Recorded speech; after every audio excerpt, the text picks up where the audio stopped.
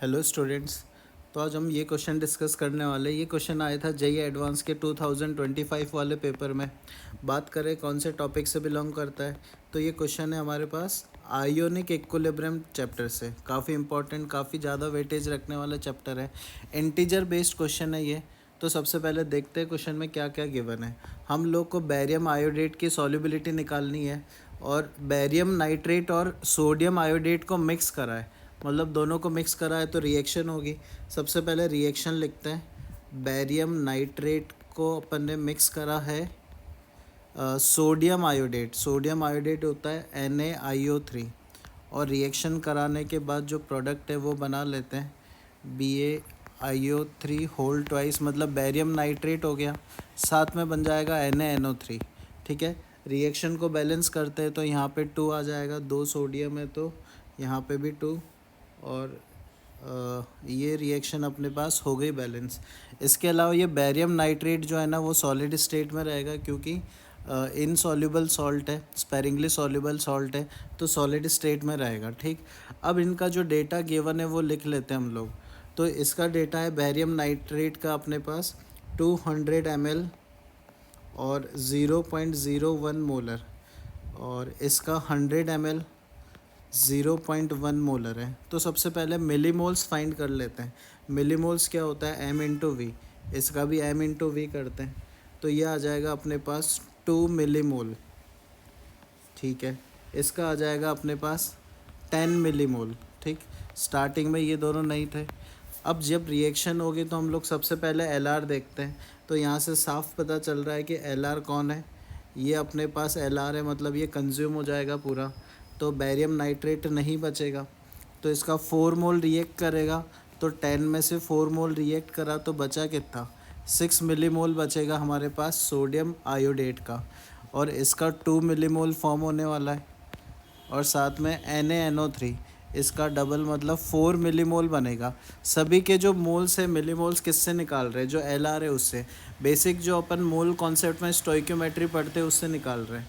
Okay, चलो अब हमें बात किसकी करनी है? बात करनी है बैरियम आयोडेट की, कि इसका हमें सॉल्युबिलिटी निकालना है। तो ये स्पेरिंगली सॉल्युबल सॉल्ट है, तो इसको हम लोग अलग से लिख देते हैं। ठीक है, तो बैरियम आयोडेट को अलग से लिखते हैं क्योंकि ये स्पेरिंगली सॉल्युबल है, तो हल्का सा वो डिसोसिएशन शो करेगा।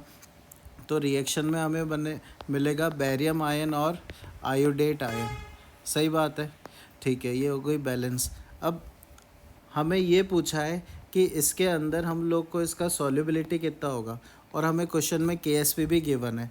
तो इस टाइप के सॉल्ट के लिए अपन सॉल्युबिलिटी निकालने के लिए पहले सबकी सॉल्युबिलिटी डिफाइन करेंगे। बैरियम अकेला है तो S हो जाएगा, आयोडेट की सॉल्युबिलिटी क्या हो जाएगी? 2S हो जाएगा। ठीक है, लेकिन एक चीज़ और क्वेश्चन में ध्यान रखना, तो बैरियम आयोडेट जो प्रेजेंट है ना हमारे पास, ये बैरियम आयोडेट, इसके अलावा आयोडेट और कहाँ पे है? NaIO3 में। देखो NaIO3 क्वेश्चन में बचा हुआ है, 6 मिलीमोल बचा हुआ है। इसका मतलब जो आयोडेट है अपने पास 6 मिलीमोल प्रेजेंट होगा अभी भी रिएक्शन के अंदर, तो आयोडेट का 6 मिलीमोल भी अपन यहाँ पे ऐड करेंगे। तो 6 मिलीमोल मतलब 6 इंटू 10⁻³ मिलीमोल हो गया। लेकिन कॉन्सेंट्रेशन रखते हैं तो टोटल वॉल्यूम कितना था? टोटल वॉल्यूम देखोगे तो अब यहाँ पे 200 ml और 100 ml, मतलब 300 ml हो गया। तो डिवाइड बाय 300 ml करूँगा। एक काम करते हैं, मैं साइड में है ना आयोडेट की कॉन्सेंट्रेशन निकाल ही लेता हूँ डायरेक्ट। ठीक है, तो आयोडेट यहाँ पे बचा हुआ है, ये मोल है, तो मोल से कॉन्सेंट्रेशन कैसे निकालते हैं? Given mole upon total volume. तो वॉल्यूम अपने पास 300 ml है, तो ये अपने पास फाइनल आयोडेट की कॉन्सेंट्रेशन आ जाएगी। तो इसको हम लोग अगर सॉल्व करें, इसको सॉल्व करें तो यहाँ पे आ जाएगा क्योंकि अपने पास मिली मोल है, वॉल्यूम भी ml में रख रहे हैं, तो 10⁻³ रखने की ज़रूरत नहीं है। यहाँ पे डायरेक्ट ही अपन 300 से डिवाइड कर सकते हैं, मतलब यहाँ पे 1/50 आ जाएगी कॉन्सेंट्रेशन। तो इसी कॉन्सेंट्रेशन को मैं डायरेक्टली यहाँ सब्स्टिट्यूट कर रहा हूँ। ठीक है, वापस बता दूँ क्यों मैं आयोडेट की कॉन्सेंट्रेशन यहाँ पे ऐड कर रहा हूँ। देखो सीधी बात है, एक तो आयोडेट अपने पास बैरियम आयोडेट से मिला है, उसके अलावा सॉल्यूशन में आयोडेट सोडियम आयोडेट की फॉर्म में भी है, तो टोटल आयोडेट इतना हो जाएगा, इसलिए मैंने यहाँ पे ऐड कर दिया। अब आते हैं हम लोग इसके KSP में।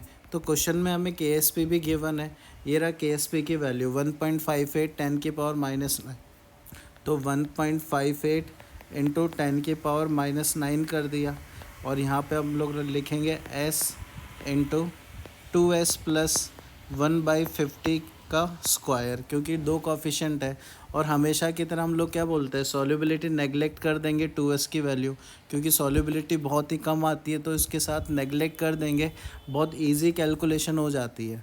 तो यहाँ से s निकल के आ जाएगा, s होगा 1.58 इंटू 10 पावर -9 इंटू 50 का स्क्वायर, 50 का स्क्वायर हो जाएगा 2500।